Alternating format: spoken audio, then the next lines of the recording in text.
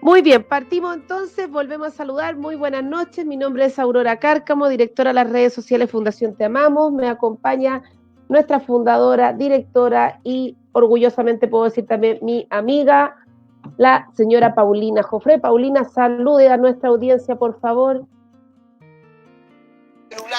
Hola, muy buenas noches y feliz de poder comenzar con este Facebook Live y poder estar con Marcela para que nos pueda enseñar mucho más del tema de hoy.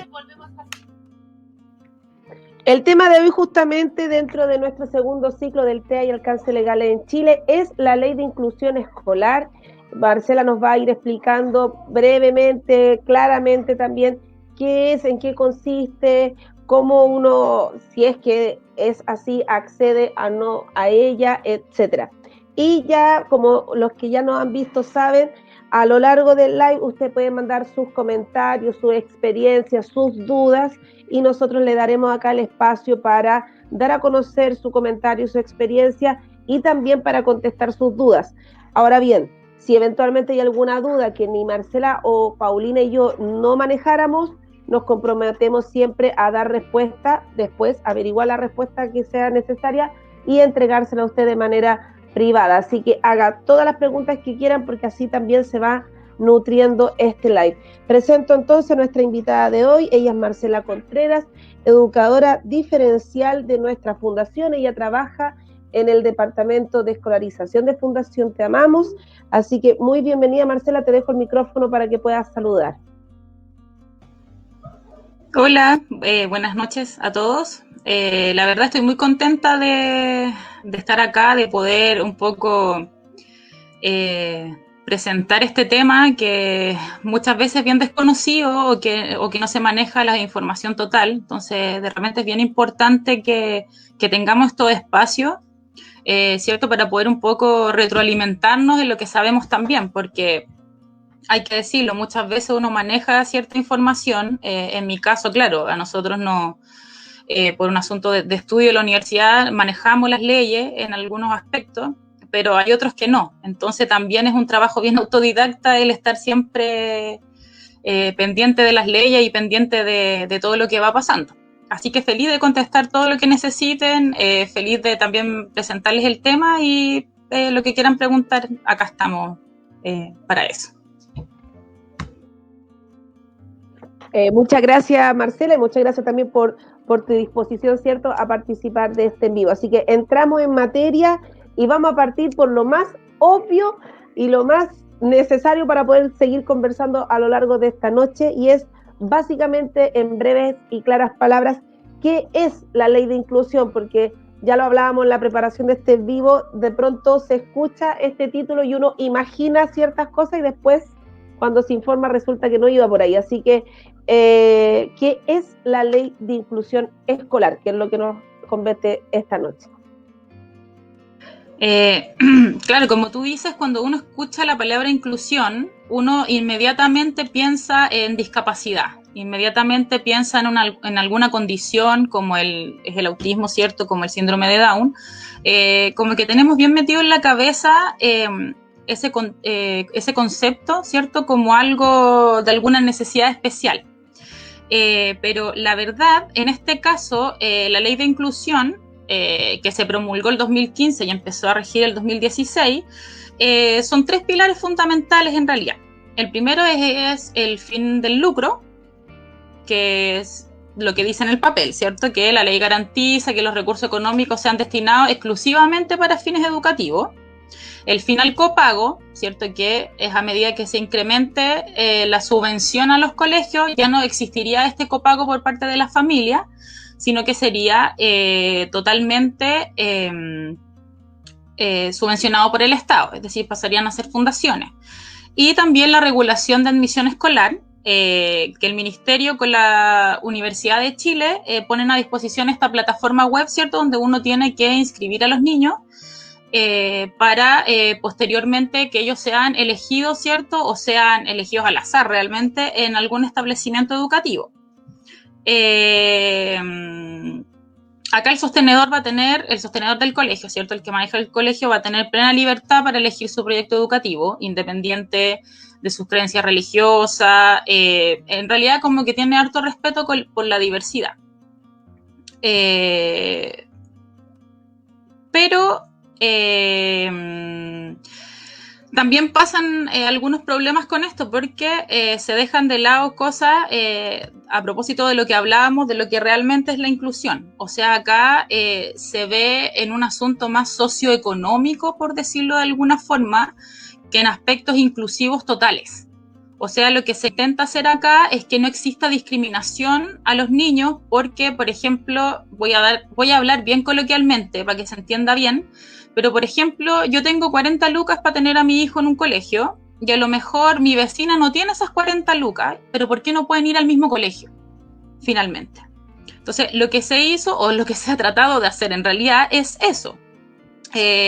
Pero claro, terminamos quizás con el asunto de las filas, que yo creo que todos se acuerdan de eso, de las filas eternas, ¿cierto? De papás durmiendo afuera de los colegios para tener matrícula para sus hijos. Ahora esto no pasa, pero también puede ser que el niño no quede en el colegio y que tenga que ir a colegios más lejos o que la matrícula no alcance para la cantidad de niños que hay en el sector. Entonces, en realidad, es un tema como bastante complejo, como que se intentó hacer, o sea, en realidad no se hizo rápido, porque la ley empezó a regir el 2016 hasta el 2020, recién se implementó completamente. Pero hay muchas cosas que se dejaron fuera de este asunto, por decirlo de alguna forma. Eso un poco. Gracias. Si lo relacionamos y lo vinculamos, porque efectivamente está relacionado con lo que tratamos en el live de la semana pasada con Olga, nuestra coordinadora del Departamento de Escolarización, justamente, por ejemplo, los exámenes libres, y si yo lo linkeo con esto que tú estás mencionando sobre la ley de inclusión, rápidamente uno se puede dar cuenta que son más bien decretos, posibilidades, leyes que van en línea de lo administrativo. Por ejemplo, en el caso de el examen libre, va en línea de dar una segunda opción fuera de la escuela regular para que el estudiante pueda ser promocionado de curso. No, pero el examen libre, por ejemplo, no tiene un fin pedagógico. Es como muy claramente de orden administrativo la modalidad de examen libre. Que hayan instituciones como la nuestra, que toma este recurso de exámenes libres para a partir de ahí generar un proyecto educativo como escuela libre, ese es un punto aparte, pero el examen libre en sí mismo es un proceso administrativo. Y de acuerdo a lo que yo te acabo de escuchar, la ley de inclusión apunta o pone un fuerte acento en sacar estas barreras de discriminación socioeconómica y de dar una mayor igualdad en el acceso, en la admisión al sistema escolar. Y no necesariamente está apuntando a un tema pedagógico. ¿Estoy en lo correcto? Claro, exactamente. El asunto de acá es como la accesibilidad, ¿cierto? De que todos los niños tengan acceso como a la misma calidad de educación independiente de su nivel socioeconómico. Lo que sí pasa con esto es que, perdón, y voy a hacer bien opinión personal, pero creo que también se nota que creo que aumenta mucho más la brecha, en realidad, entre esto de los colegios, al final ahora son privados o son municipales o son los ex subvencionados, y existe una brecha socioeconómica que se hace más evidente, porque también hay muchos de los colegios subvencionados que en vez de pasar a fundaciones decidieron pasar a ser netamente y finalmente privados. Entonces, ¿qué influyó en eso? Por ejemplo, antes cobraban 40.000 pesos y subieron sus aranceles, no sé, a 100.000. Y hay papás que, por ejemplo, no van a poder pagar esos 100.000 porque pagaban 40, 60.000 pesos es mucha plata para pagar más. Entonces, tampoco es factible que eso suceda. Entonces, todos estos niños que estaban en este colegio van a tener que ser cambiados, ¿cierto? Una fundación, lo que hace que la demanda suba un montón en estos colegios que ya no se paga porque ya los papás no pudieron pagar más el sistema privado o el sistema subvencionado. Entonces, también se hace todo un problema ahí, y yo creo que tampoco fue muy previsto, porque si tenemos, más demanda, necesitamos más establecimientos, y esos establecimientos no existen. Entonces ahí también quedó un poco la embarrada, por decirlo, por ejemplo, yo creo que se acuerdan de la última selección, que muchos papás reclamaban, muchos papás diciendo así como, pero mi hijo no quedó en ningún colegio, ¿qué hago ahora? Así que es bien compleja la situación de esta ley, la verdad. En ese sentido, y ya estás tocando la pregunta que quisiera abordar ahora, que es cómo se lleva a la práctica, ¿cierto? En el proceso formal, ahora el apoderado, para acceder, para postular a su hijo, su hija, a cualquier establecimiento educacional, se siguen aplicando pruebas de admisión, se hace con otra modalidad, se hace una prueba de selección que igual en todas las escuelas. ¿Cómo es este procedimiento, ya que esta ley apunta al tema de admisión a la institucionalidad educativa, digamos? Bueno, la aplicación de la ley fue, como les decía antes, de forma gradual. O sea, empezó, ¿cierto?, en las regiones más pequeñas, con menos habitantes, ¿cierto?, el 2016. Después el 2018 ya en 4 regiones más, y ya el 2019 regía para todo el país. Ahora, a la selección, esto al final lo que se ha llamado todo este tiempo que es una tómbola, ¿cierto? Los papás pueden elegir, donde ponen una lista de prioridad que es parecida, por ejemplo, los que hemos tenido que hacer la admisión para universidades, que uno pone carrera y universidad a la que quiere entrar. Pero como los colegios tienen cupos limitados, la selección es al azar, finalmente. Se establecen algunas prioridades, en el sentido de, por ejemplo, no sé, pues los que tienen hermanos en el colegio, los hermanos, claro, van a tener prioridad para entrar al colegio donde ya están, ciertos, sus familiares, pero así como pruebas de admisión o todas esas cosas así, no, porque ya se toma como un asunto de discriminación. Solo algunos colegios mantuvieron el asunto esto de los colegios de excelencia, pudieron tener la posibilidad de elegir, entre comillas, también un poco como por nota, pero solo a los que postulaban a ese colegio, no a otros.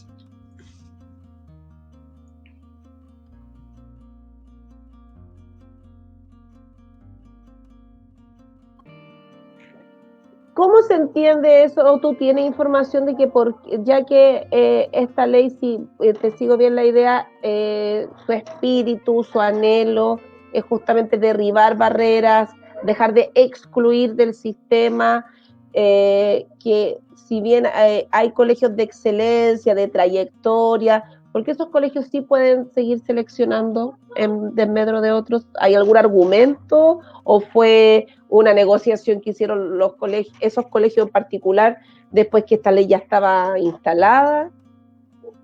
Porque llama un poco la atención, porque es como un poco... Sí. No tiene sentido. Lo que pasa es que yo creo que también se acuerdan, en las noticias salió un montón de reclamos que hubo, por ejemplo, no, ¿cómo en el Instituto Nacional va a entrar cualquier persona? O sea, no puede ser. O ¿cómo en este colegio de excelencia? No puede ser. Entonces, al final fueron como los últimos que van a entrar en esta situación. Yo creo que finalmente ya no va a existir esta brecha, pero yo creo que fue más un acuerdo político que otra cosa realmente. Esto también lo digo desde mi punto de vista, no hay como mucha más información sobre aquello, pero yo creo que es más una decisión política, ¿cierto? Como te digo, o sea, del Instituto Nacional salen los presidentes de Chile. Entonces, claro, es un poco difícil cortar así como de un día para otro y que la selección sea totalmente distinta. Tampoco es un sistema fácil de abordar. Pero inclusive el mismo ejemplo que diste ayer y que yo también lo pensé, y siempre, yo creo que siempre lo pensamos, es como el clásico ejemplo del Transantiago, ¿cierto? Que tiran las micros pero no hacen los corredores. Ya, acá es lo mismo, pensaron como algo súper general y de repente se vieron con que tenían un montón de cosas, así como hoyitos que tapar, que quedaron un poco en el aire. Y yo creo que este fue uno de ellos, o sea, tampoco pensaron en cierta prioridad. Inclusive había muchos niños que reclamaban, así, ¿por qué no puedo entrar a este colegio si yo me preparé, ponte tú, tantos años para entrar al Instituto Nacional y ahora no me lo están permitiendo?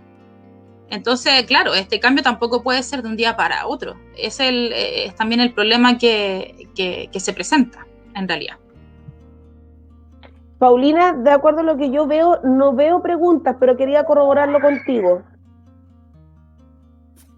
No, preguntas no. Tenemos saludos de Marisol Mesa que dice: buenas noches, el viernes no pude verlo, pero aquí estoy educándome gracias a esta fundación y qué mejor que con este gran equipo de profesionales, muy contentas por la noticia. Marisol es la abuelita de uno de nuestros niños, así que estamos bien contentas que esté conectada. María Elena Álvarez dice: buenas noches, chicas, excelente tema. Claudia Maya nos está saludando. Paula Mendoza dice: hola, chicas. Paula es una de nuestras terapeutas de San Antonio y que también viene al Quisco. ¿Ya? Y Juan Manuel Jofré, mi papá, siempre me hace llorar. Dice: buenas noches, un saludo a todos y en especial a mi hija Paulina. Te quiero mucho, hija. Yo también te amo muchísimo. Ya, vaya a llorar, pues. Ahí. Jud González justo que entró con un saludo de buenas noches para ti también.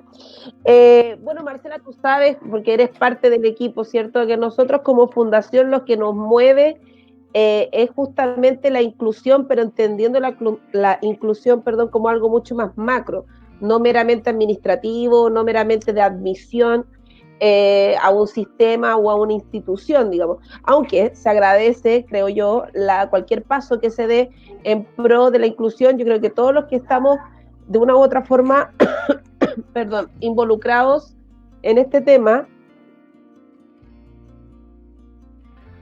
agradecemos cualquier avance o cualquier, al menos intención incluso, se agradece. Y el viernes pasado, en el live de mamás, en el conversatorio de mamás, hablamos sobre el PIE. Y ahí desde el testimonio, ¿cierto? Desde la experiencia, hablamos sobre cuál era nuestra relación desde la perspectiva de mamás con los PIE. Yo primeramente te pediría que explicaras qué es un PIE, porque para ti, para mí, el PIE es algo que es parte de nuestro vocabulario habitual, ¿cierto? Pero eventualmente hay muchas personas que nos están viendo, que no están tan familiarizadas con el término. Entonces, primero explicar qué es el PIE y segundo, cómo le cae, por así decirlo, esta nueva ley o este cambio de marco legal al PIE, en qué lo afecta o en qué no lo afecta, digamos, este nuevo marco legal al PIE. Claro, mira, el PIE parte en primera instancia como un proyecto de integración escolar, ¿cierto? Que en su primer momento era la contratación de educadoras diferenciales que trabajaran en su mayoría fuera del aula. Era una integración como en el espacio general, por decirlo de alguna forma, por ejemplo, que en la misma infraestructura de un colegio pudieran convivir niños con necesidades especiales y niños sin necesidades especiales, pero no necesariamente dentro de la misma aula, sino que estaba, ¿cierto?, esta aula de recursos, que casi la totalidad del tiempo se pasaba ahí, ¿cierto? Ya después con el tiempo este proyecto, porque como dice la palabra proyecto, o sea, un asunto que uno lo ve como hacia adelante, ¿cierto? Se pasó a llamar Programa de Integración Escolar. Y este programa de integración escolar lo que hace es asegurar la calidad de educación para niños como una inclusión global, por decirlo de alguna forma. Ya sabemos a esta altura que las necesidades especiales se dividen en dos. Se dividen en necesidades especiales permanentes, ¿cierto? Que es cuando los niños tienen alguna discapacidad intelectual, cuando los niños tienen alguna condición como el autismo, ¿cierto? Pero también tenemos niños que tienen necesidades especiales que son transitorias, que estas pueden ser infinitas realmente. Hay mucha necesidad especial transitoria, porque precisamente lo que hablábamos acá del asunto de la ¿cómo se llama? El asunto de la ley de inclusión, ¿cierto? Que es del asunto de la brecha socioeconómica. El PIE también abarca mucho eso. De repente hay niños que tienen muchos problemas sociales en sus hogares, ¿cierto? Niños que pueden, no sé, sufrir algún tipo de maltrato, que pueden estar con alguna depresión, que el PIE también los toma. Ahora, el PIE es burocracia pura también, y es un tema que es bien complejo para nosotras como educadoras, porque tenemos que hacer un montón de evaluaciones, tenemos que hacer un montón de papeleo, tenemos que hacer un montón de cosas antes que los niños acepten. Entonces también es un vaivén y una lucha constante con el Estado para que nos acepten las subvenciones de ciertos niños, que nosotros consideramos porque los vemos, o sea, nosotros estamos con ellos todos los días en las aulas o en las aulas de recursos, y el gobierno te dice, no, ese niño no está para el PIE, entonces, ¿qué hago? Yo lo dejo de atender. Entonces, la verdad es, sí, este proyecto este programa de integración, la idea como total y en papel, como siempre hemos estado hablando, es claro, la inclusión para todos, pero lo burocrático también es una muralla entre la inclusión y la no inclusión. Y qué bueno que toque ese tema, Marcela, porque, bueno, para los que nos están viendo por primera vez, yo ya lo he dicho un par de veces, yo soy docente, ¿cierto? Docente de aula regular, ¿cómo se diría? Docente de educación básica. Y ya llevo 4 años, o sea, ya perdí un poco, como 15 años más o menos de docencia, y 4 aproximadamente en el sistema público, y ahí recién, hace 4 años, conozco lo que es el PIE. La verdad que antes no lo conocía porque trabajaba en el sistema privado. Entonces, el sistema privado, al menos hace 4 años atrás, o hasta hace 4 años atrás, PIE no se mencionaba para nada. Sé que ahora sí se está empezando a mencionar en el mundo privado, parece que de manera tímida, pero algo se está introduciendo ya. Y claro, o sea, volvemos a la analogía al Transantiago, nos perdonarán los creativos del Transantiago, no es ninguna animosidad en particular, pero claro, está un poco... pero perdón, nos dieron un excelente ejemplo, sí, para poder ponerlo en cualquier cosa, así sí, que gracias. Cuando se implementa algo es un buen ejemplo, porque claro, es súper, cuando uno quiere gestionar algo, ¿cierto?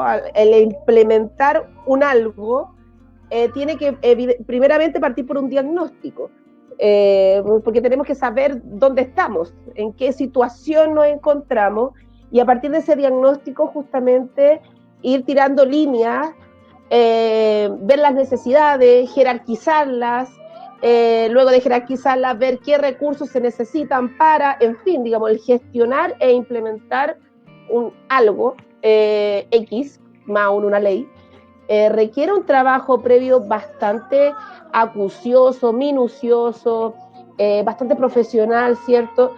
Y yo encuentro maravilloso que se abra la puerta al PIE, o sea que yo cuando supe, como en mi rol de docente de educación básica, oye, mira, existe esto que se llama PIE, tú vas a tener trabajando contigo una educadora diferencial, a una fonoaudióloga, una dupla psicosocial que vendría siendo un psicólogo o psicóloga más un trabajador social, que sí van a trabajar contigo, van a planificar juntos, pero la maravilla, yo lo encontré espectacular. Y en la realidad es súper distinto. Y yo de verdad, con harto cariño, porque yo sé que cae mal, yo sé, lo sé, yo no se trata de prestar ropa, pero yo veo que el sistema está elaborado de tal manera que independiente si el profesional del PIE es muy bueno y si es muy comprometido, que sería lo deseable, independiente si eso es así o no, el sistema, el cómo está estructurado, es bastante injusto para ese profesional, porque está contratado por una cantidad de horas bastante pocas, para una cantidad de estudiantes inmensa, y con una carga de trabajo burocrático de una cantidad de papeleos, firmas, timbres, carpetas, etcétera, que de verdad como que no cuaja. O sea, entonces ahí volvemos a esto de tener a Saludo a Transantiago, buses muy bonitos, maravillosos, orugas, qué sé yo, moderno, menos contaminante, y la calle era más chica que el bus. Entonces es como, es eso un poco. Entonces, justamente ahí uno ve que desde los sistemas, porque esto no es una persona, esto no es una cosa que uno quiera personalizar en un gobierno en particular o en una autoridad en particular, la verdad es que no, porque va más allá de esto, una cosa como sistémica. Entonces, cuando el sistema no ve la real necesidad y no ve, porque yo también creo que es como un desconocimiento del sistema al trabajo que, por ejemplo, hace una fonoaudióloga. Una fonoaudióloga no le puedes dar 10 minutos para que te haga una intervención que hace en 10 minutos. O sea, y no es porque sea mala fonoaudióloga, es que porque de verdad las características de su intervención no da para que entienda, y menos para que 10 minutos esté con 3, 4 niños, como yo he visto que hay compañeras que así lo hacen, juntando de a 3, de a 4, para dar respuesta a todos los niños con necesidades educativas especiales que tiene, por ejemplo, en un nivel. Porque si estamos hablando de cursos que superan los 40 estudiantes por matrícula, por una cosa así como de lógica, no va a tener ni 2, ni 3, ni 4 estudiantes en ese universo tan grande con necesidades educativas especiales. Y ahí te quería preguntar, porque no quiero alargarme tanto yo, hay cupos también, ¿no? De estudiantes que pueden ingresar al PIE, si tiene harto de... Y la Paulina lo explicó, el tema de las carpetas que yo reclamé, ella dijo claramente por qué era tanto el carpeteo, yo lo entendí, bajé el moño con el carpeteo, pero insisto en que no se les puede ir todas las horas de contrato haciendo papeleo, que, respetando el papeleo y entendiendo que tiene un rol, una función, etcétera. Pero bueno, ¿qué es más importante? Entonces, la intervención con los estudiantes, el trabajo colaborativo con los docentes, porque maravilloso es planificar de manera multidisciplinaria, hacer intervenciones en aula bajo la modalidad de codocencia, porque eso enriquece absolutamente el escenario de aprendizaje que uno le ofrece a todos los estudiantes, no solo a los que estén enmarcados dentro de este título de necesidades educativas especiales, porque si vamos al concepto real de inclusión, y lo hemos dicho acá y lo seguiremos repitiendo más adelante, la inclusión es el respeto a la diversidad total. La inclusión no es venga para acá, mijito, usted que le cuesta más. La inclusión es para todos, es abrir las puertas a todos y a todas en igualdad de condiciones. Bueno, nosotros, a ver, como tú dices, el asunto del sistema, nosotros tenemos que partir de la base que la educación en Chile es educación de mercado. O sea, se rige, ¿cierto?, de una educación mercantil y que mientras siempre estén las lucas de por medio va a haber burocracia enorme porque al final se pasan la pelota unos a otros. O sea, es el ministerio, ¿cierto?, el que te pasa, no sé, por los planes a seguir, los que te pasan las leyes, los que te pasan todo esto, pero finalmente son los sostenedores los que deciden. Cosa que yo no entiendo. Porque, por ejemplo, según mi punto de vista, obviamente la educación debería ser estatal, partiendo por ahí. Porque no puede ser que una municipalidad que tiene muchos recursos, por ejemplo, en el caso de Santiago, que es Las Condes, que es Lo Barnechea, ¿cuántos colegios municipales tienen que mantener? ¿2? ¿1? Con suerte. Pero hay comunas que son mucho más pobres y que tienen un montón de colegios, ¿cierto?, con los que tienen que trabajar y a los que tienen que pasarle lucas a todos. Entonces, mientras esto siga existiendo así y mientras exista todavía esta subvención diferenciada para los niños con necesidades especiales, ¿cierto?, que tengan que estar en el PIE o que tengan alguna necesidad dentro del colegio, la subvención ya sabemos que es el triple. Es el triple de un niño sin necesidad especial a lo que es con necesidad especial. Entonces, digámoslo con todas sus letras, a los sostenedores les conviene tener niños con necesidades especiales, pero el sostenedor no necesariamente va a invertir en eso. No va a invertir en una infraestructura, por ejemplo, para la inclusión. Es el ejemplo que te daba ayer. Por ejemplo, un colegio X tiene 3 niños con discapacidad motora que andan en silla de ruedas, ¿cierto? Y el sostenedor, ¿cierto?, tiene lucas y a lo mejor podría decir, ay, voy a hacer un ascensor para que los niños puedan manejarse por todo el colegio. No, mejor lo que voy a hacer es bajar los cursos al primer piso y no voy a gastar esa plata en el ascensor, voy a gastarla en otra cosa. Entonces, siendo que es la superintendencia de educación la que debería fiscalizar, ¿cómo fiscalizo todo si no tengo personal? ¿Cómo fiscalizo todos los colegios que hay? ¿Cómo fiscalizo todos los proyectos educativos? Es imposible. Es imposible, o sea, claro, te dicen, aquí está el ente que es la superintendencia de educación y que va a velar, ¿cierto?, que se cumpla la ley y no sé qué, pero también tenemos que entender que eso también requiere lucas, que eso también requiere inversión, que todo lo que estamos hablando ahora requiere inversión. Lo que también te decía, lo ideal, pero así yo creo que yo y todos trabajaríamos, pero así ya en la felicidad máxima, por ejemplo, si pudiéramos trabajar con codocencia. El profesor de aula regular tiene que trabajar con un educador diferencial, pero ¿cómo lo haces si hay colegios que tienen del primero A al primero I? No puedes tener una educadora diferencial en todos los cursos. ¿Con qué plata? ¿Por qué? Porque el Estado no te va a pasar esa plata, porque el Estado no quiere invertir en eso tampoco. Que prefiere invertir en otras cosas, en el crecimiento económico, en un montón de otras cosas, y dejan de lado al final cosas que son fundamentales.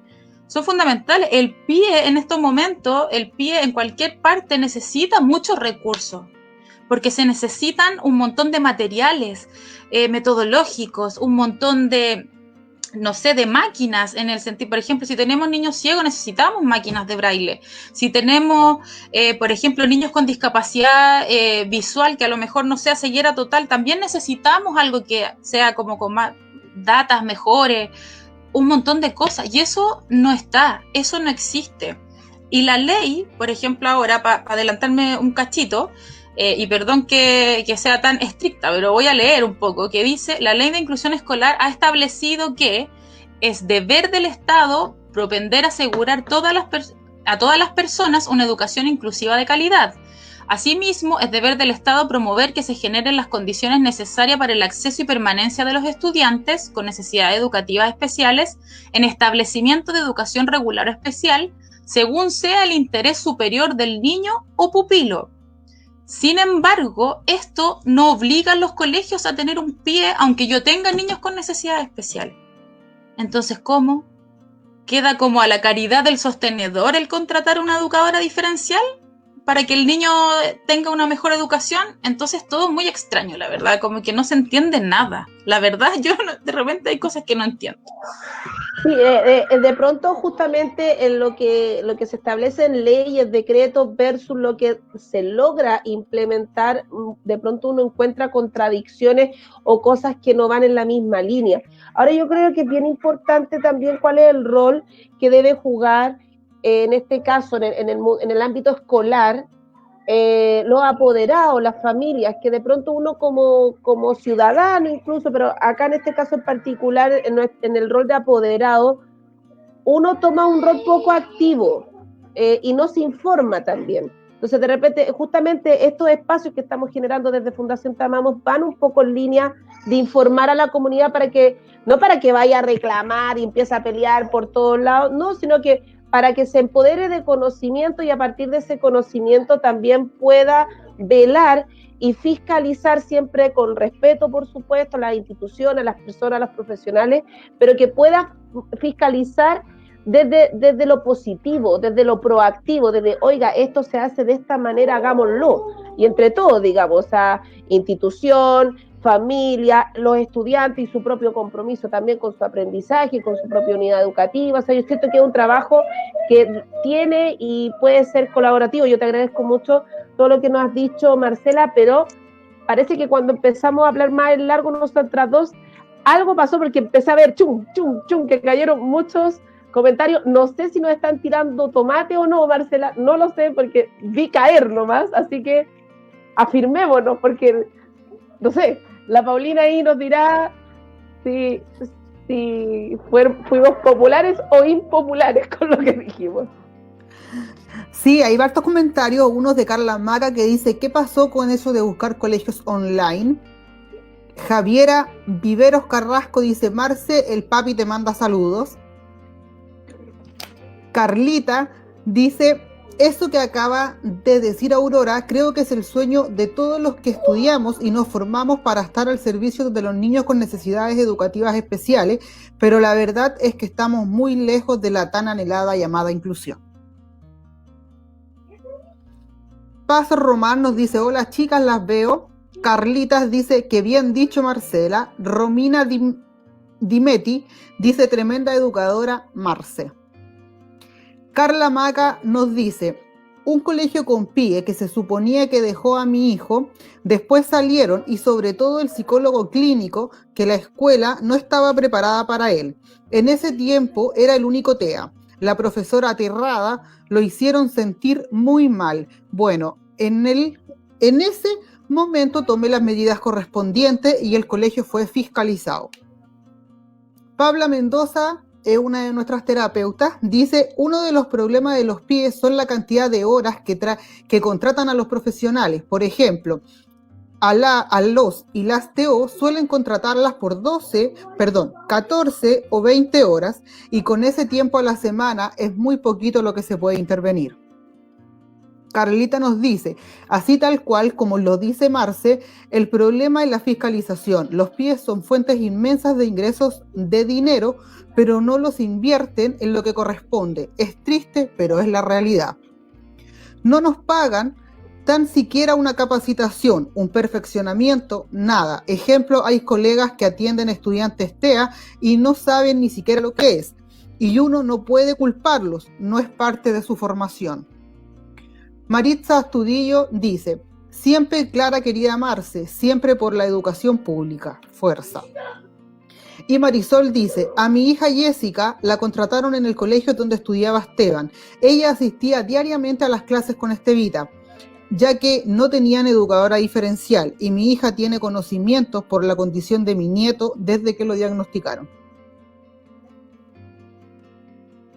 Marcela, tú querías acotar a algo que salió en un comentario.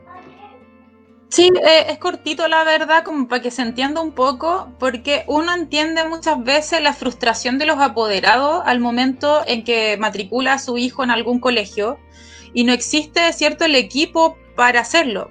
Pero también acá es un tirón de mecha para la formación inicial docente, o sea, para mientras uno estudia. No hay ramos de inclusión en las carreras de profesores regulares, de castellano, de lo que sea. No existen ramos de inclusión. Entonces, imagínate, tienes un curso con 45 niños, con 45 cabros, y se te descompensa un niño que ni siquiera sé lo que es TEA. ¿Qué hago? Obvio que me voy a desesperar porque no sé qué hacer. Entonces ahí, bueno, eso es para otro tema, yo creo, para otro día, porque es muy extenso, pero quería decirlo un poco como un pequeño comentario, que de repente no hay que irse tanto en contra de los profes, porque los profes de verdad tratamos de hacer, pero lo que no existe en esta tierra para poder abarcarlos a todos y poder cumplir las necesidades de todos. Pero no son los sostenedores muchas veces o nuestros mismos jefes lo que no nos permiten hacer más, o lo que no te entrega el recurso pedagógico, que en este caso sería una educadora diferencial o un psicólogo o algo así. Como decía en el comentario Pabla también, contratan psicólogos un ratito en la semana y van un par de veces a la semana, un par de horas. Las terapeutas ocupacionales lo mismo, las fonoaudiólogas lo mismo. Entonces, si no hay un trabajo que sea multidisciplinario real, al final es como estar pasando a los niños de curso o mantenerlo o tratar de educarlo en la medida de lo posible, y eso tampoco es justo, según mi punto de vista. Pauli. Sí, yo encuentro que la Marcela tiene está todo súper claro. Yo pienso lo mismo, que los profesores muchas veces no son la piedra de tope en los colegios, y tampoco tienen por qué entender sobre TEA o cualquier otro diagnóstico. Si yo creo que lo que hay que hacer es reforzar los PIE completamente y educarlos muchas veces, porque a veces, aunque se estudie, el conocimiento no es 100%. Ya. Naomi nos dice: exacto, Marce, es lo que falta en todas las carreras, justo con educación diferencial, la educación emocional. También está el debe con las carreras tradicionales de pedagogía.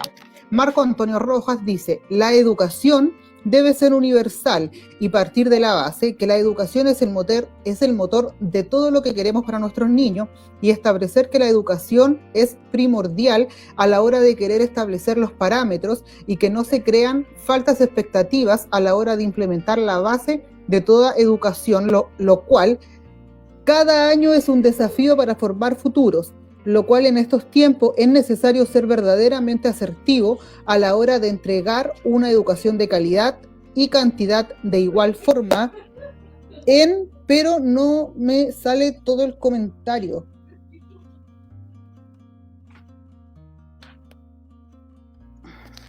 ¿O queda ahí, parece? De igual forma, en toda educación. Esa es la parte final del mensaje. Marcela, ya por tiempo, ¿cierto? Estamos cerrando este tema. Yo no sé si te interesa subrayar alguna idea, puntualizar algo para que vayamos haciendo el cierre del tema de hoy. Sí, bueno, a propósito de todo lo que estamos hablando de la ley de inclusión, yo quería ser muy enfática en algo que, por ejemplo, la discriminación sabemos que en los casos de los niños con necesidades especiales es transversal, y eso también quería comentarlo un poco ahora para finalizar. Para mí, por lo menos, la infancia es vulnerable, independiente a su realidad socioeconómica. Los niños siempre van a ser seres vulnerables. O sea, si... Perdón el ejemplo que voy a dar, a lo mejor me voy a salir de contexto, pero si tú crías a un niño que tiene un nivel socioeconómico alto, lo educas mal o lo tratas mal en la casa, un montón de cosas, finalmente va a ser un jefe de los que hemos visto últimamente, ¿cierto?, en las empresas, déspotas, prepotentes, etcétera. Es tan importante la infancia, es tan importante tratar a los niños bien, que, por ejemplo, a mí me llamó mucho la atención que este año recién, 2020, siendo que la ley de inclusión empezó a regir el año 2016, que este año recién se presentaron proyectos de ley para que los colegios particulares no se aprovecharan de los niños con necesidad especial, porque lo que estaban haciendo esos colegios particulares es un aprovechamiento.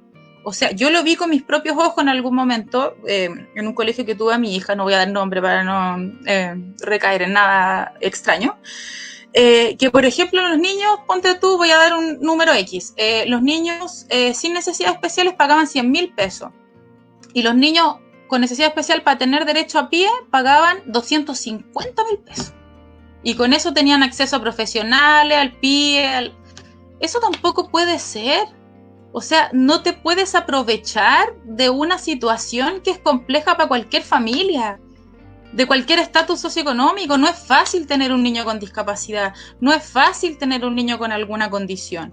Entonces, esta ley, siento que recién ahora 2020 estemos hablando de este tema, de esta discriminación que siempre ha sido tan evidente, lo encuentro, la verdad, súper tirado a las mechas. O sea, si eso pasa en los colegios privados, ¿qué queda para los colegios municipales sin recursos? O sea, de repente nosotros tenemos que aterrizar y ver la realidad, porque claro, uno sabe que existen ciertos tipos de realidades, estamos claros, a veces lo sabe, pero muchas personas no los ven. A mí me ha tocado trabajar en Sename o tener práctica en Sename, me ha tocado tener práctica en colegios que son muy, muy pobres, y ahí no existe PIE, y si existe una educadora diferencial está contratada por un ratito porque tampoco la municipalidad tiene más recursos y el Estado tampoco suelta más por el asunto burocrático que estábamos hablando antes. Entonces, al final esto es una vorágine de cosas que finalmente los únicos que quedan fuera son las familias con los niños con necesidades especiales, porque ¿qué hago? Como decía en un comentario una mamá, si yo no reclamo, nadie fiscaliza. Si yo no digo que algo está mal, nadie viene a fiscalizar. Es lo mismo que pasa acá en el litoral. O sea, yo encuentro inaudito de verdad que existan niños sin matrícula para los colegios y que tenga que haber salido no sé si este negocio, ayuda recíproca de las escuelas libres, ¿cierto? Que vienen un poco a tapar este hoyo que ha dejado la falta de matrícula, y que haya niños que en el Quisco tengan que ir a estudiar a Casablanca, que niños de aquí del Quisco de Algarrobo tengan que ir a San Antonio. Eso no es posible. Si acá en el Quisco se pusiera un liceo, se arreglaría un montón de cosas, pero habiendo un liceo para toda la población, ¿cómo lo hacemos también? Y que ese liceo ya tiene pie, pero ¿cuánta es la capacidad de atención? ¿Existe ese material? ¿Existe esa? Yo he buscado cifras por todas partes, porque yo soy bien matea para estas cosas y voy a hablar de algo, busco cifras. Y en realidad lo único que hay es un material de la Superintendencia de Educación que te dice cuándo te multan. Más encima te multan. Si no haces algo, te vamos a pasar multa. O sea, lo que hace la Superintendencia es recaudar más dinero a través de multas. Entonces, es todo, la verdad, bien sin sentido y bien... Yo creo que hace notar mucho más aún el abandono que se vive O sea, imagínense si en Santiago se vive ese abandono, acá por lo menos, y en sectores rurales, y en sectores que estamos más alejados de lo centralizado, es brutal. Agradecer tus palabras, el haberte preparado también, como lo acabas de mencionar, para el tema. Y claro, a partir de lo que tú dices, nosotros, y sabemos que nos ven en otros países de Latinoamérica, y aprovechamos saludar a nuestras amigas de México, a nuestras amigas de Colombia, de Perú, de Brasil, de Ecuador, de Argentina también, que nos estaban viendo, de Miami, que nos han mandado hartos saludos. Nosotros también, y creo que es importante de pronto en educación, de hecho, es muy importante colocar el contexto siempre. Para yo educar tengo que conocer a quién educo y cuál es su contexto. Perdón. No. Perdón. Y nuestro contexto Chile, nuestro contexto Sudamérica, nuestro contexto Latinoamérica, también somos países subdesarrollados. Y yo siento que aunque nos duela, aunque nos pese, también es algo que no podemos, digamos, tapar el sol con un dedo. Entonces justamente estas problemáticas también tienen harto que ver con aquello, en donde justamente nuestras necesidades básicas como sociedades no están satisfechas. Y la educación, evidentemente, es una necesidad básica. Y nosotros siempre, y la Fundación así lo hace, trabaja en las dos áreas más sensibles de la sociedad, que es salud y educación. Y nosotros hemos tocado acá cómo los sistemas de salud públicos y privados no están preparados para lo que nosotros como fundación nos mueve más, que es el mundo TEA en particular.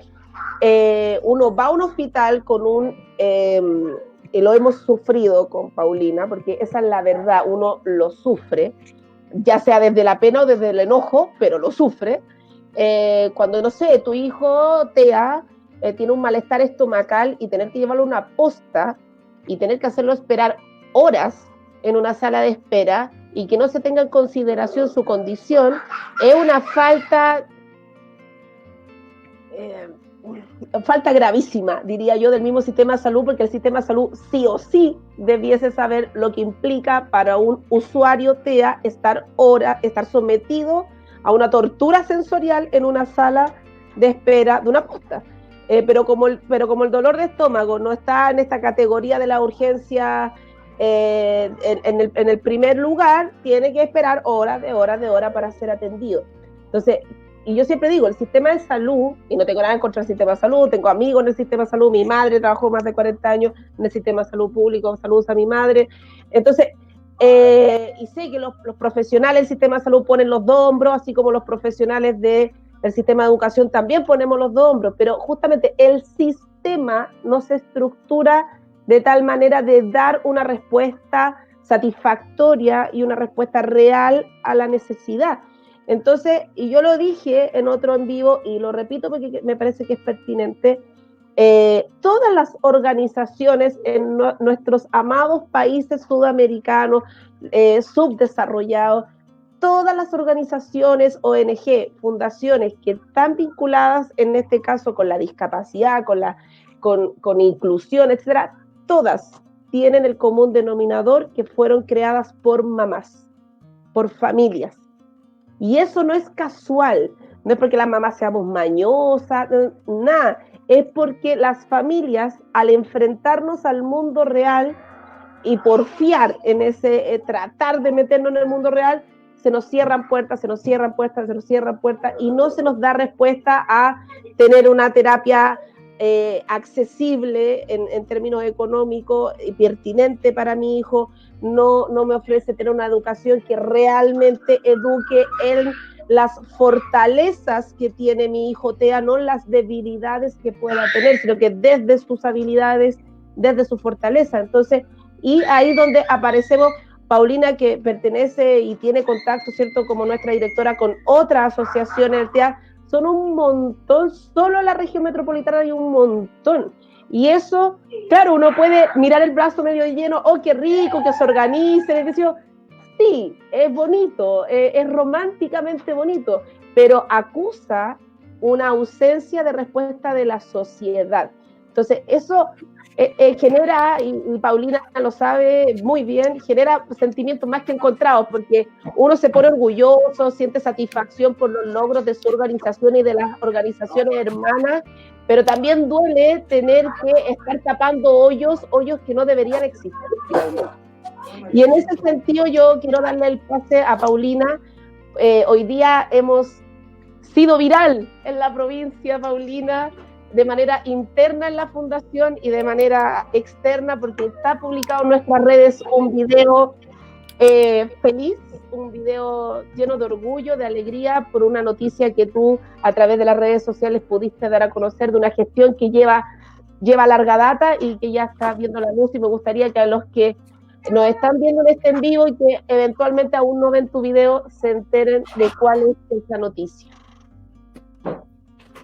Sí, sí, en la fundación estuvimos realizando diferentes gestiones desde el año pasado, ya que sabemos lo importante y la necesidad que se tenía dentro, más que de la fundación, dentro de la provincia completa, con no contar con una sala multisensorial para los niños que tienen trastornos sensoriales.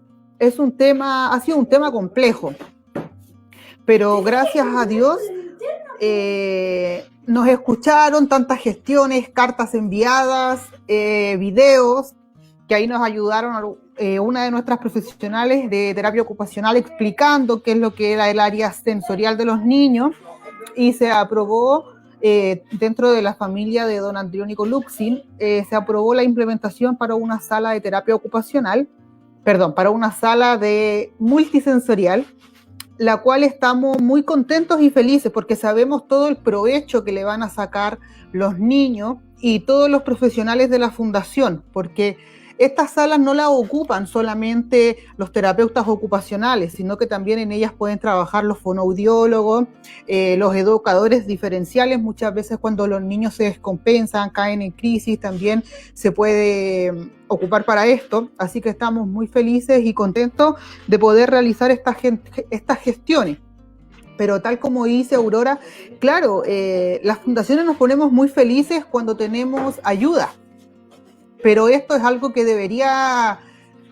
no deberíamos estar gestionando, es algo que debería estar por el Estado. Es muy complejo, que es lo que hablamos la otra vez, de que las familias tengan que muchas veces desembolsar cierta cantidad de dinero para que sus hijos puedan tener terapias. Tener terapias asequibles es súper complejo, porque muchas veces son muy caras. Los test son muy caros, las terapias del trastorno del espectro autista todavía no es un tema, es conocido, hay muchos niños con TEA, pero dentro de los profesionales tampoco están conocidas. Entonces, muchas veces también se genera el alto costo de las terapias, por lo mismo. Entonces, siento que es lo mismo que se dice, es gratificante, pero también es cansador tener que estar buscando oportunidades para los niños. Por eso también es hacer un llamado para que muchas veces cuando nosotros solicitamos, que necesitamos para hacer una sala de terapia ocupacional, no es para un niño, esta sala la ocupan 100, 110 niños. ¿Ya? Entonces, pero estamos muy, muy, muy felices, muy contentos. Y vamos a seguir gestionando más cosas. Yo, como siempre lo he dicho, mi idea es que las municipalidades logren entender el trabajo que hace nuestra fundación, logre subvencionar a todos los niños, a los 120 niños que están en la fundación, y las familias no tengan que desembolsar de su dinero para pagar y costear las terapias de los niños. Si esto debería ser por el Estado. Y muchas veces, no muchas veces, no lo es. Entonces vamos a seguir trabajando. Yo sé que muchas veces para las municipalidades verme a mí es así como, otra vez viene la Paulina. Pero ese es el trabajo, eso es lo que hay que hacer. Y ya el año pasado nos dio frutos con la Municipalidad del Quisco. Esperamos que este año también tengamos frutos con la Municipalidad del Tao, con la Municipalidad de Algarrobo, Cartagena, San Antonio, Santo Domingo, porque se necesita. El hospital de San Antonio no da abasto. Entonces, de verdad necesitamos, yo creo que hemos dejado mucho de lado a los niños, muchísimo de lado. Así que esa es la noticia y seguiremos trabajando para que haya más noticias. Esperamos que prontamente venga otras buenas noticias de Canadá, así que estamos trabajando en todo. Los comentarios, que uno es de Luis y dice: a mí me pasó con Diego en urgencia, lo llevé una vez, estaba lleno, pregunté si lo podían atender un poco antes, teniendo su carnet de discapacidad, y me dijeron que no había que esperar más, o sea, que había que esperar más de 1 hora y media, así que me fui a la casa. Daniela Bustamante dice: felicitaciones. La Camila, que es nuestra terapeuta ocupacional, dice: sí, a nivel de equipo de terapia yo creo que estamos muy felices, podremos trabajar muchísimo las áreas más afectadas con nuestros niños, equipos, mamás, papás, niñes felices. Dice Catherine Busto, dice: felicitaciones, qué alegría para ustedes como fundación y para todos sus integrantes y para los niños. Gloria Mérida dice: gracias por la lucha por nuestros amores. Carlita nos dice: muchas gracias, excelente instancia. Marcela Maya dice: felicitaciones para la Fundación Equipo de Trabajo por su gran logro en beneficio de los niños y sus familias. Y Romina dice: más linda mi prima Mars. Bueno, no nos queda nada más que agregar, solo dejar los invitadas para nuestra transmisión de viernes, conversando con mamás, donde nuevamente yo estaré con mi queridísima Paulina Jofré. No sé qué vamos a hablar del carnet de discapacidad, gran tema ese. Así que ahí, para que también nos acompañen ese día, una conversación más relajada, con parca, con bufanda, con estufa, con de todo. Así que quedan cordialmente invitados, invitadas para ese día. Marcela, nuevamente agradecer tu disposición, tu preparación y también todo el trabajo que desarrollas día a día dentro de la fundación como parte del equipo de escolarización de nuestra fundación. Así que muy buenas noches a todas, a todos. Nos vemos el viernes. Buenas noches.